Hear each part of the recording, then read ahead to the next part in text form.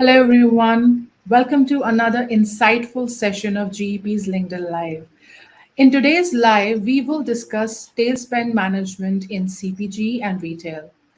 It is no news that controlling and mapping expenditure fragmented across vendors is a global concern.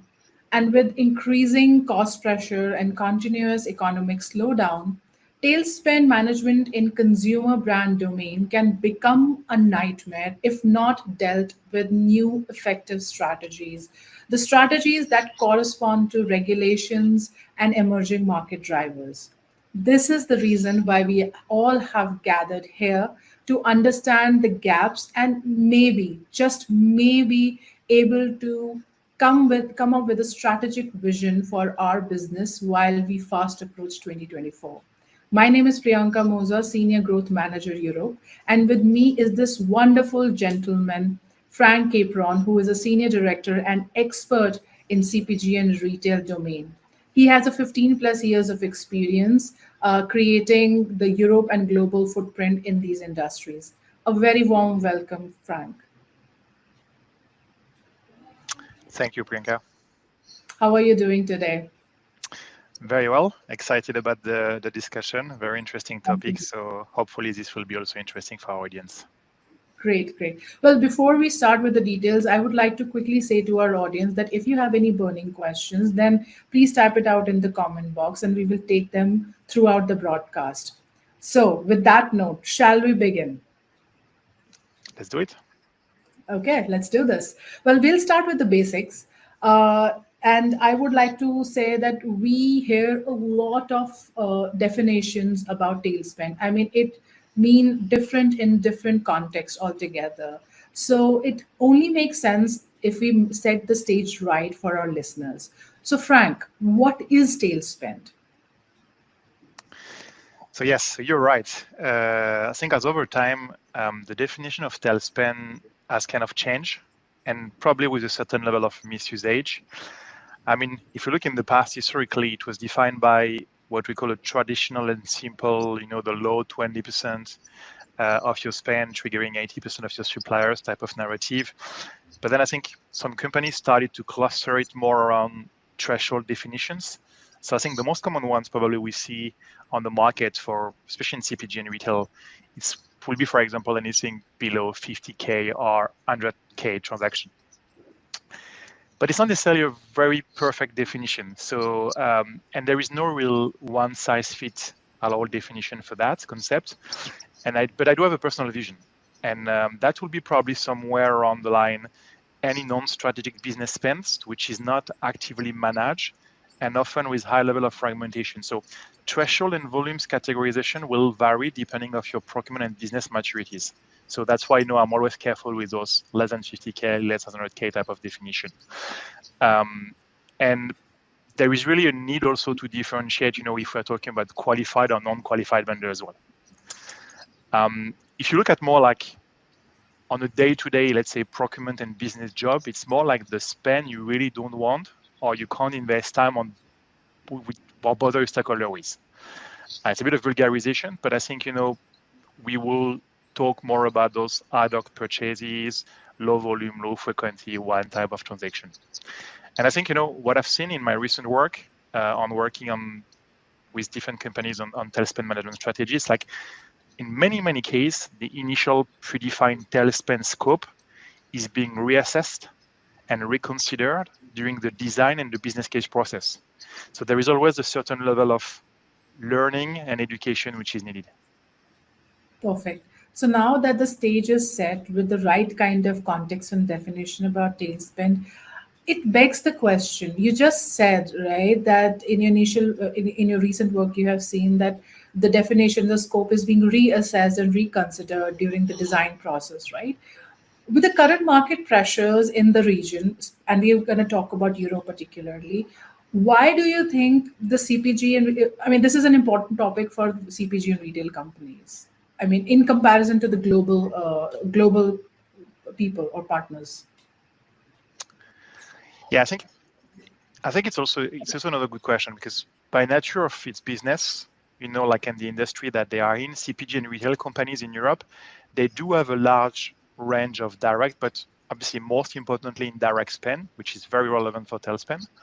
So if you couple that with the fact that they have several business units, brands, entities, local needs, production side, stores. So you have a kind of mix when you organically increase the risk of tail spend proliferation. And for some companies, we are talking about double-digit million of euro here. It's not a small spend. So that can really add up to quite important size. And you need to understand one thing. It's like a managed tail spend costs money. So in different aspects. First, traditional direct cost. So I think we've run some studies as well with our clients and looking at the different tail spend program we manage or we've seen. And in general, we say that the tail spend cost could raise by around 15-20%.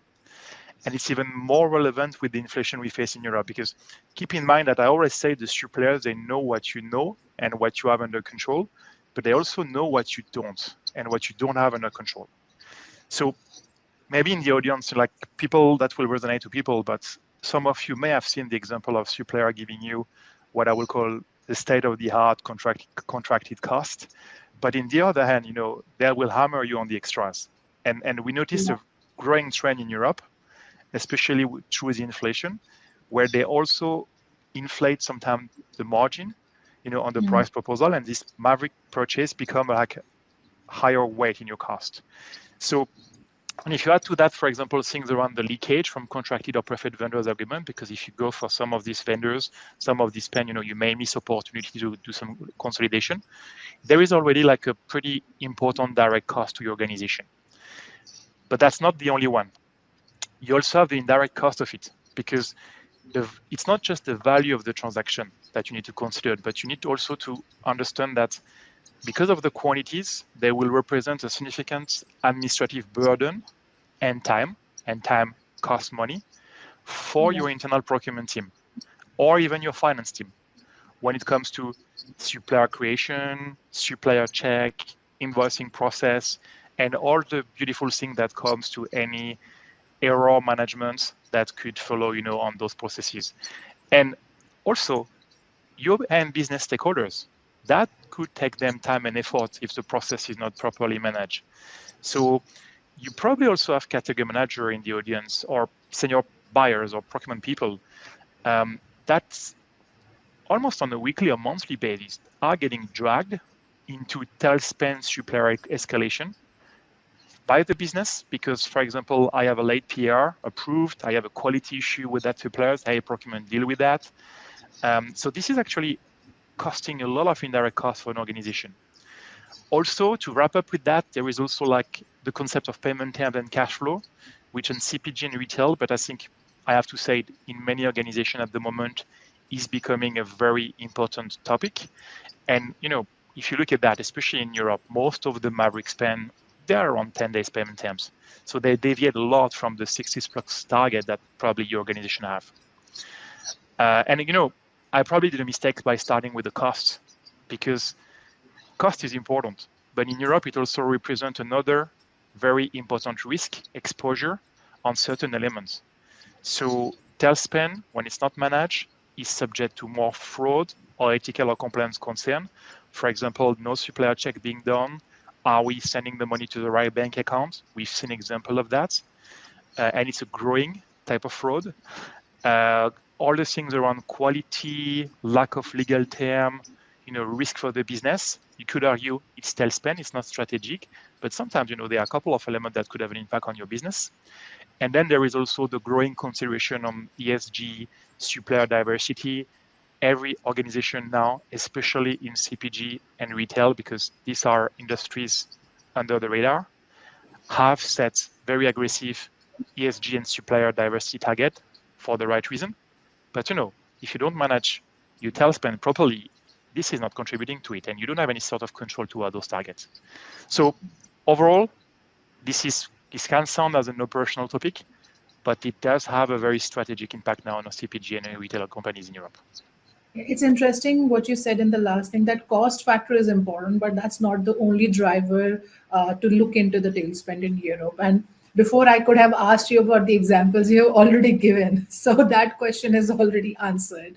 But it does beg to another question. So given the financial impact, because financial impact is huge right now in Europe, and like I see it, it's not going anywhere, at least in the first half of 2024, right? There are a lot of risks associated, and then there is inefficiency burden driven by the tailspin. Why haven't CPG and retail companies yet addressed the issue in full capacity? Or have they addressed it, or they're unable to do it because of some technical, non technical reasons? What is it? So I think probably like we also need to be, let's say, fair and look a bit at the perspective within it. So we recently, I will not say exited because they are still valid, but we recently went through massive supply chain challenges, a lot of uncertainties that really have redefined the world, and have also forced organization to switch suppliers to keep operation running, keep the factories on, keep the production plant on, created some sort of more agile environment. And this is actually the perfect setup for Tailspin to proliferate. So there was actually, like, I think if I go back in 2019, I think there was already a lot of initiative that were starting to grow back again on Tailspin management and a lot of projects in the pipeline. But I think they were simply paused or deprioritized because of capacity, bandwidth, and also for the reason I mentioned before, because procurement simply had to focus on the core. Now that I will not say we've reached a certain stability, but there are other factors, as mentioned a bit earlier, that play into the mix. It's actually time to revisit that. Another element is like, I mean, a lot of companies, again, especially in these industries, are facing very poor transparencies, decentralization, and this has prevented organization from simply appreciating the scale of the problem, and finding the way to solve it. What are we really talking about here? Complicating process, difficulties for user finding what they need, that also doesn't help the case. So, I mean, keep it simple.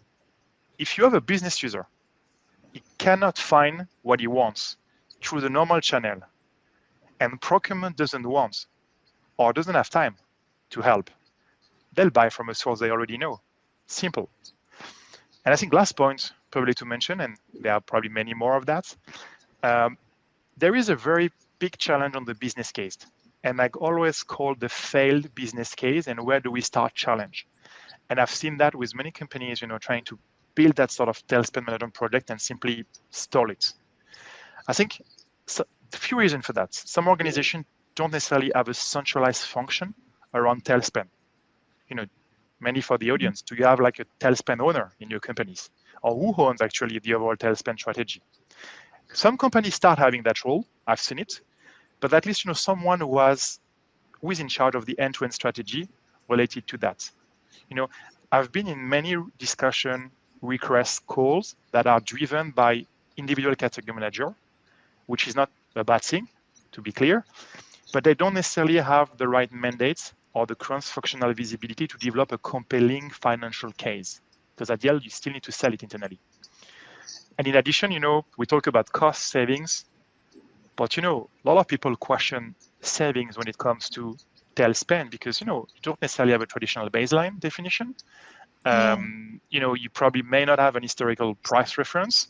So then, from a financial lens, it's more a cost avoidance type of initiative, when in fact it still have a very strong impact on your PNL. But how do you track that back? So altogether, this is creating also challenging on the business case, and this is also the reason why I think there are still plenty of opportunities in that area, especially in Europe now in the industry, and it's the right time to tackle them. Well, I resonate with everything what you just said. And I think, I mean, we both know that before 2019, nobody even thought of, that we would require somebody called as a, tailspend manager or a tailspend head or something who will be looking into the strategies. And I think now, as we move forward post COVID, the challenges are not slowing down again, especially because of the economy overturning in last 2 3 years, because the war is breaking down or something or the other is happening, especially in Europe. So I think And adding probably that CPG and retail is an industry which has a huge supply chain, and it has the whole process of the whole chain of this whole process is so big that it's difficult and it's almost like frightening to even change the smallest, smallest part or sub part of that process. And I think this is the reason why procurement leaders and a lot of supply leaders have not thought of doing the change at a grand level. That's my thinking. Cannot be the reason, but I feel that this probably is the reason why there has been a very very thoughtful and very slow process in terms of why they haven't done what needs to be done and why they now want to do what is required. Um, Having said that, and now that we have discussed all the pitfalls and the gaps in the market and probably the process rather, what do you suggest, Frank? Like, how can we make it successful in the existing circumstances? The transformation, so So, as to say.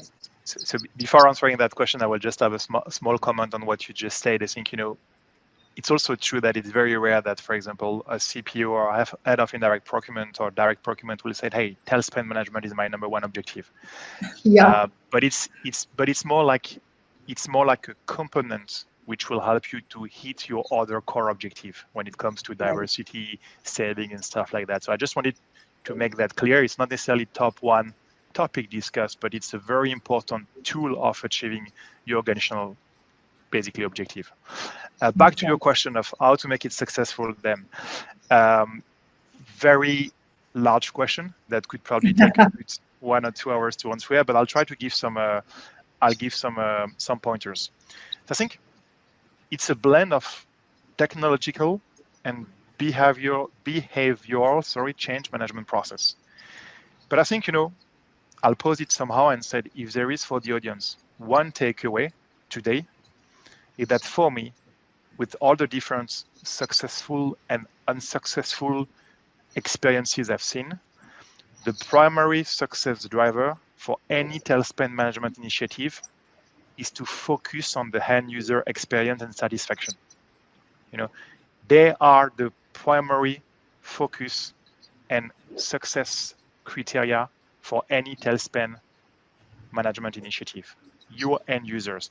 And you know what? I will picture that in a different way. We probably have a lot of people from CPG and retail today on the call. So, I'll do a parallel. CPG and retail company, they have increased their e-commerce volumes and online sales over the past 5-10 years, skyrockets. And it worked well, not because they told to their customer to buy online or they forced them to buy online. It will not work. It Yeah. worked because the user experience was great and the customers, they found value in it. So you need to apply the exact same mindset with tail spend management. If policy are needed, don't make me wrong. I'm a procurement person.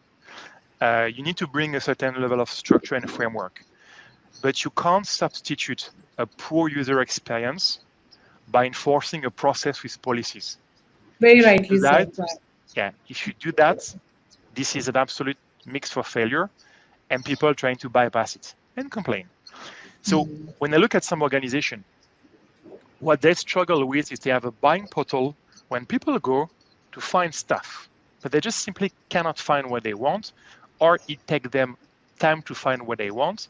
The experience is lengthy, complicated, and they simply see it like, oh, procurement is just putting an additional administrative pain to us. It's not productive, and that just doesn't help.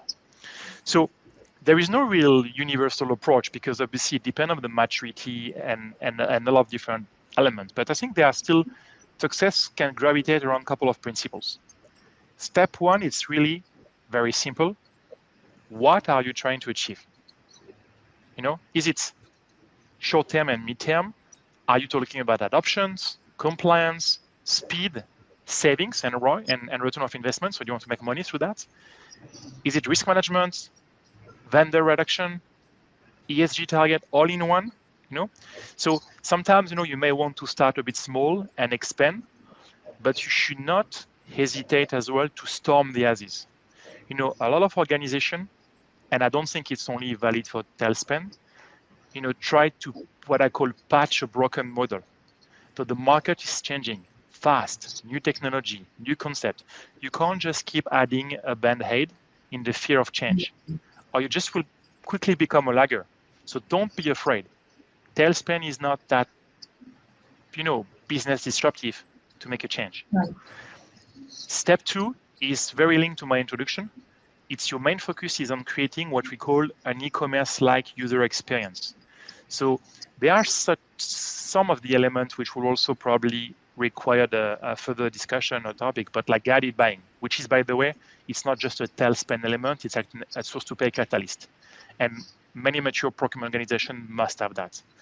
And we heard a lot about utilization of AI, and I'm pretty sure when people hear about AI digital, they are a bit reluctant because they hear that all the times, especially for procurement. But actually, in tailspin management, it's one of the key concrete areas where we find an immediate impact and very concrete use case. So it started with, yes, automations through catalog, spot buys, getting those PO under contract, automated term and condition, and also now very popular auto bid process. And some mature organizations now are capable of digitalizing probably, I would say, up to 60, 70% of their tailspins through low to no touch approach. So the addition of AI and machine learning enhance the control, minimize human intervention. And what does that mean? It also help building or reopening your business case, because if you do have people spending a lot of times dealing on those small requests, then the return of investment is not good. Step 3 for that, it's also linked to your analytic and your content management. So let's take a pause here, because I don't want to be into too much definition and technical terms. But a few years ago, wasn't catalog supposed to be the magical answer 5-10 years back? There were a lot of companies going through this catalog enablement initiative. Everything had to be put in punch out, hosted catalog. But then I don't think it was successful, but until a certain extent, because at the end of the day, what was lost is what do you take from it, from the buying behaviors and utilization of these catalogs. So they need to receive insight and report that they can plug into the overall strategy. They don't necessarily, procurement people don't necessarily have time to do those updates. And you cannot simply just rely on suppliers for that. And I think step 4, so you need those insights. This is what we call sometimes what will help you to do the proactive management of the tail. You want to be reactive to handle it, but you also want to be proactive. And that's a good link from our last point, which is you need to keep in mind your end-to-end process. I'm putting a lot of focus on the buyer, the user experience, which for me is top number 1 priority. But don't forget the handling behind the scene, which is also very critical because it impacts your cycle time, your internal cost, potential risk mitigation and control. So if you integrate the purchasing side with things like account payable in an end-to-end way, you're removing this kind of manual handoff between raising a purchase order, getting the invoice, and paying it. And I think this is why, for example, consolidator, integrator have become quite popular, I have to say, on the market. Yeah. And to be fair, they do have a role to play as part of the model, especially if your current internal source-to-pay system has some limitation. Okay. Interesting. Well, I think conversation is at a very important junction right now. But I think it's a lot to take in from our audience as well. So let's pause and wait for a minute. And a lot of questions are coming in from our audience as well. So I think this is the time we take a pause from our current conversation and just take up some of these questions and then go from there. Shall we take the questions then, Frank? Let's see. I hope they are Let's see. nice. They are, I'm sure. Okay, the first question I have is we hear a lot about AI digitization. Do you have a concrete view on use cases for tail spend? No, that's a loaded question. that's probably for another 1 hour discussion. So I'll try to narrow down my answer because it's a very large question, and and the example are multiple. Right. But I will look at it still from an end user perspective. And I think, I like to start maybe giving an example on the added value, for example, to get it buying. Right. When you are at home, you need something, you don't know where to find it. You go on Google and you type something like, I need X, Y, Z. Yeah. Now, the interface that we see on the market, they can do the same. So for example, you are owning a store, you are part of a store, or you are a site managers or local procurement, even centralized procurement, you are users, there is a leakage. You go on your get it buying, you said, I need a plumber, I need a laptop. And then instead of navigating through category card or trying to look, my catalog trees and what's my category manager tell me to do, the system will automatically give me those options. It'll already pre-fill me, give me those suggestions. And from a procurement side, from user side, it's actually very powerful because this is adding value. You don't spend time actually going for bid, looking for the, because people don't necessarily like spending time on that. Some may, but most of the times they don't. And from a procurement side now, the auto bid is also getting more and more successful. So it can help as well to create a positive return on investment. So that can auto select suppliers. So for example, your category manager will say, for that countries, that needs to be only with these 4 suppliers. And then, the tool will simply create the purchase request and collect the bid for them. And you, end user, we can or cannot, depending on the policy you have, approve or select, the best offer. But at least there will be a competitive process without any procurement human intervention, as long as you define the rules. Right. So this will help to minimize the human intervention, but more importantly, this gives you a better user experience. And keep in mind, tail spend management, it's all about adoption. It's all about putting in place something which is going to help your end user, not Right. procurement. If you help your Right. end user, you help procurement. Correct. Correct. Okay. So I have another question, and it is from Abhishek. He's asking, how do we manage tail spend data because there are so many SKUs? Every case is different. So how do we solve it? So it's a good question, and there is as well a lot of elements, on the master data management concept as well, which is linked to AI. But if you look about tailspin, when you say that there are so many SKUs, every case are different. Back again to my guided buying perspective, I think there will always be one-off buy. There will always be one-off bids. But the best way, what you really want to do is first trying to reduce your tail spend at its core. Because Right. what is really tail spend?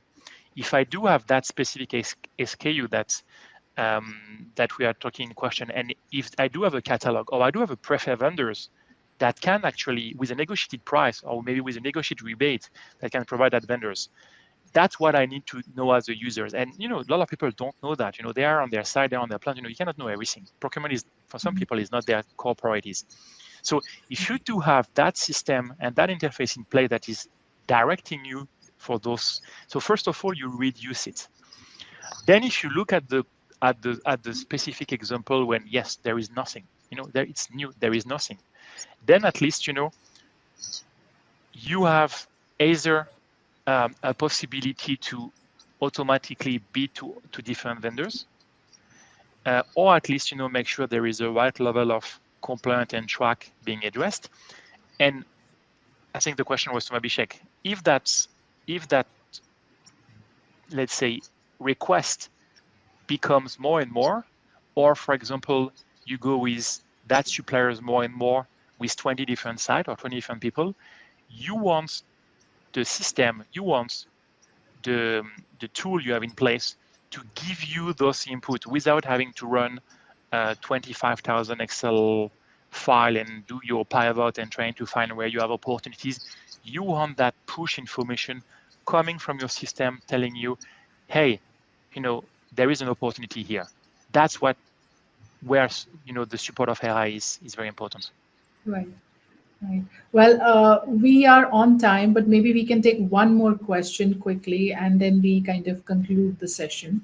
Ravi asks, Frank, what is your view on growing low price Chinese CPG market, which perhaps is depleting the established high end European CPG chain? Any mitigation plan in tube? It's a very interesting question. So he's kind of trying to draw a parallel between two different markets and their effect on each other. But anything, any suggestion, or what do you think?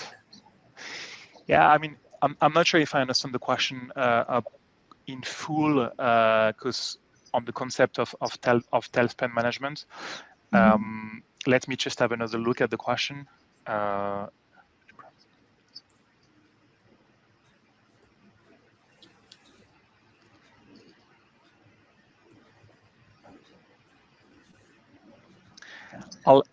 Let me have a probably proper thought on that. If we can take the contact of Ravi, we'll follow up with the Absolutely. answer. I just want to make sure I grasp the question well. Yeah, absolutely. Yeah. And I don't think it's particularly about the tailspin. I think it's about the complete supply chain and the price effect, drawing a parallel between Chinese versus the European market, which is why I think today and in the coming 6 months, European market is going down in terms of that, because nobody wants to kind of buy and put much revenue into the process, which requires you to keep floating in Europe, right? So yes, let's. So Ravi, excuse us. We want to give you the right answer in appropriate amount of time. So do send your email ID to us, and we will get back to you on that. But yeah, I mean, we are, Frank, on time. In fact, 1 minute above.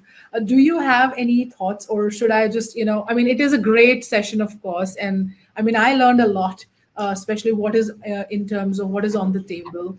I mean, there are so many key takeaways. For me, there are like two takeaways. Like one is use the processes that enhance transparency among different parties associated with tail spend, because working in silos and thinking like secrecy is the key or the old system works and it will probably keep working is not the way, because it will only lead to the problems and therein the losses. And I think second, a very important thing which you just said before we took up the questions from the audience was that there is no standard solution to that fits all. Like leaders and teams have to look into their own processes and the tech stack that they are using and ask themselves, okay, what is it that they want to fix in the entire chain that will potentially save them hundreds if not millions in budget, and then just go ahead and do only that instead of kind of finding a unique, an overcapping solution. That is my takeaway. But Frank, any last comments and remarks?